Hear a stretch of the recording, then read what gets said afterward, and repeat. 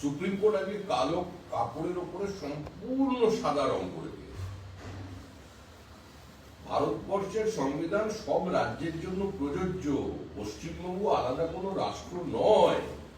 Supreme কোর্টের এই রায়কে স্বাগত জানানো হচ্ছে এবং একই সঙ্গে আজকে বহু বয়স্ক মানুষ, সমাজের প্রতিষ্ঠিত মানুষ যে হয়রানির শিকার হয়েছেন তার জন্য দায়ী প্রশাসন, তৃণমূল কংগ্রেস, রাজ্য সরকার, সেটা আজকে সুপ্রিম কোর্টের রায়ে উঠেছে।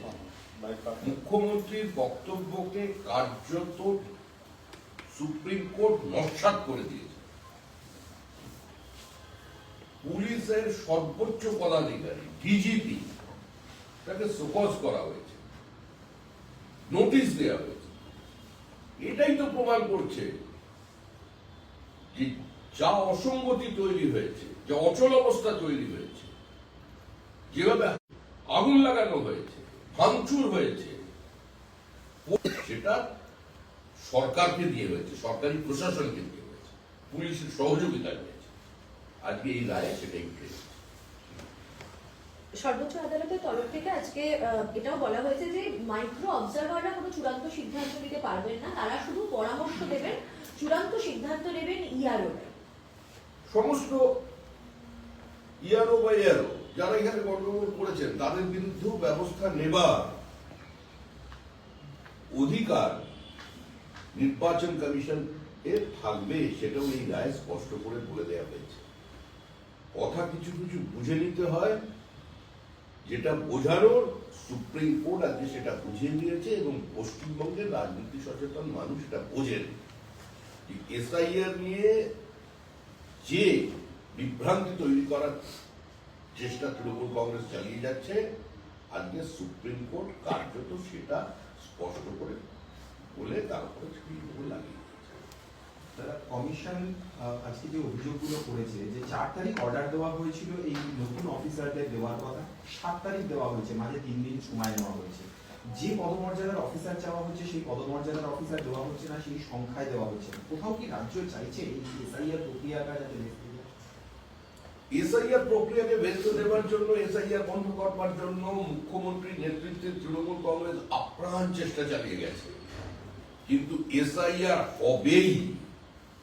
এসআইআর সম্পূর্ণ করেই পশ্চিমবঙ্গে ভোট হবে। আমাদের দলীয় অবস্থান এটাই যে নো এসআইআর নো ভোট। এবং যে ফর্ম 7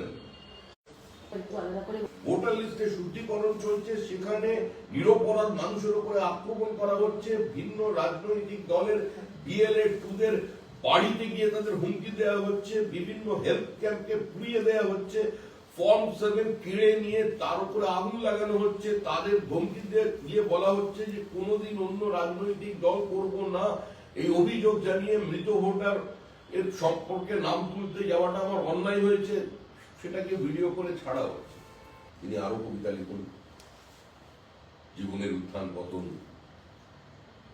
এবং নিশ্চিত যেখানে বিদায় আসন্ন, সেই যাওয়ার পথকে মসৃণ করতে করতে তিনি কবি মন নিয়ে কবিতার মাধ্যমে যেটা মানুষের সামনে দিন, আমার মনে হয় এতে রাজনীতির পরিভাষা কিছুটা বদলায়। দাদা, আজকে 7 দিন সময় বাড়ানো হয়েছে ক্লেমস এবং অবজেকশন জমা দেওয়ার জন্য, প্রাথমিকভাবে স্ক্রুটিনির জন্য। জাতীয় নির্বাচন কমিশন কেন সময় বাড়াতে হচ্ছে? কেন সময় বাড়াতে হচ্ছে এটাই সবচেয়ে বড় প্রশ্ন। সময় বাড়াতে হচ্ছে এই কারণেই, কারণ তৃণমূল কংগ্রেস তাদের প্রশাসনকে ব্যবহার করে সরকারি সমস্ত শক্তিকে লাগিয়ে দিয়ে তারা এই প্রক্রিয়াকে বানচাল করবার জন্য চেষ্টা চালিয়ে গেছে। সেটাই আজকে সুপ্রিম কোর্টের রায়ের মধ্যে স্পষ্ট হয়ে গেছে। না, এখানে জাতীয় চূড়ান্ত ভোটার তালিকা প্রকাশের দিনও তো তাহলে পেছাচ্ছে, তাহলে নির্বাচন সংক্রান্ত কেন এই নির্বাচন প্রক্রিয়া পিছবে? এর জন্য দায়ী কে? তৃণমূল ভয় পায় আজকে তৈরি হয়েছে সারা রাজ্য জুড়ে। তৃণমূল কংগ্রেসের সরকারটা নেই, ওটা জীবন্ত জীবাশ্ম। যা কিছু অসঙ্গতি, যা কিছু দেরি, যা কিছু মানুষের হয়রানি, তার জন্য দায়ী হচ্ছে Trinamool Congress.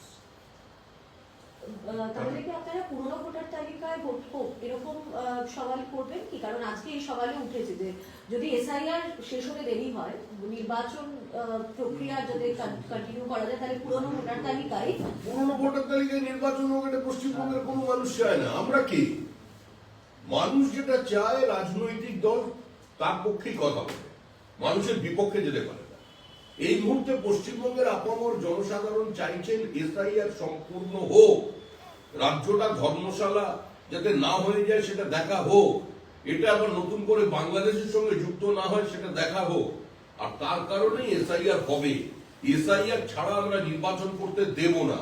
No SIR no vote, এটা আমাদের ঘোষিত অবস্থান। দাদা, একটা ব্যারাকপুরে একটা ঘটনা ঘটেছে, একজন কাউন্সিলর তার লাঠিতে একজন 81 বছরের বৃদ্ধ তিনি মারা গিয়েছে।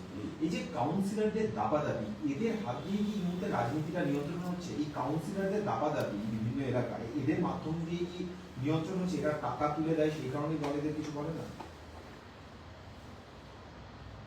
দেখুন, যে কলকাতার কাছে ব্যারাকপুর এবং কাউন্সিলর সরাসরি লাঠি মেরেছে, রাজ্যে নির্বাচন কিছুদিনের মধ্যেই আছে, সেজন্য সংবাদ মাধ্যমে আজকে এটা ভুল চর্চিত হচ্ছে। কিন্তু তৃণমূল তো এটাই করে থাকে। মোহাম্মদ আলী বিজেপি কর্মী 2021 সালে বারাসাতে প্রকাশ্য দিবালোকে পুলিশের উপস্থিতি থেকে পিটিয়ে খুন করা হয়। বীরভূম বিজেপি কর্মী প্রকাশ্যে পিটিয়ে খুন। তো এটা তো চলছে। তৃণমূল তো এই আবার অনেকদিন পরে বিজেপিকে মারলো, মাঝখানে এইটা নিয়ে দুটো হলো, এটাকে বাঁকুড়া একজনকে খুন করলো, আবার আজকে করলো। তো এটাই চলছে, চূড়ান্ত নৈরাজ্য, অরাজকতা। পশ্চিমবঙ্গের সাংবিধানিক ব্যবস্থা ভেঙে পড়েছে। মানুষ আমাদের জিজ্ঞেস করছে কেন এই সরকারটা এখনো আছে, আমাদের কাছে উত্তর নেই। কিন্তু তৃণমূল বলছে তারা রাজধর্ম পালন করেছে, তাকে সাসপেন্ড করা হয়েছে, তাকে গ্রেফতার করা হয়েছে।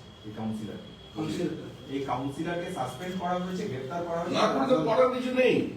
রাজধর্ম পালন করছে টিএমসি করছে, তৃণমূল বলছে আমরা রাজধর্ম পালন করেছি। আর তৃণমূল রাজধর্ম সবসময় পালন করে।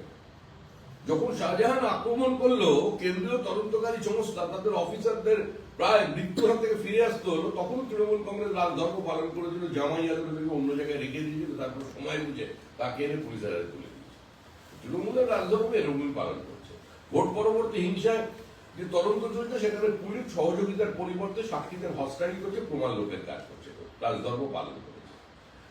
যখন আরজি করে মেয়েটি ধর্ষিতা হয়ে খুন হয়ে গেল, তখন ওখানে সমস্ত রক্তকে ধুইয়ে দিয়ে এবং প্লেস অফ অকারেন্সকে অল্টার করে দিয়ে আজকে তৃণমূল কংগ্রেস রাজধর্মই পালন করেছে। তার মা বাবার অজ্ঞাতে কাউকে দিয়ে তাকে দাহ করে তৃণমূল, এটাই তৃণমূলের রাজধর্ম। রাজধর্মের পরিভাষাটা তৃণমূলের কাছে আলাদা। পুলিশ সমস্ত প্রকল্প বাস্তবায়ন, সেপ্টেম্বর মাসের মধ্যে আমরা রাজ্যে আয়ুষ্মান ভারতের কার্ড সকলের কাছে পৌঁছে দেওয়ার চেষ্টা করব। এটা আমাদের ঘোষিত অবস্থান।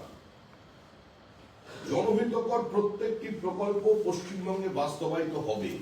কেন্দ্র রাজ্য সংঘাত নয়, কেন্দ্র রাজ্য সমন্বয়ের মধ্যে দিয়ে মানুষের পাশে দাঁড়ানো হবে। আমাদের ভিডিও ভালো লাগলে লাইক আর শেয়ার করুন, কমেন্ট সেকশনে গিয়ে জানান আপনাদের মতামত। আরও ভিডিও পেতে আমাদের চ্যানেল এখনই সাবস্ক্রাইব করুন এবং প্রতি মুহূর্তের খবরের আপডেট পেতে প্রেস করুন বেল আইকন।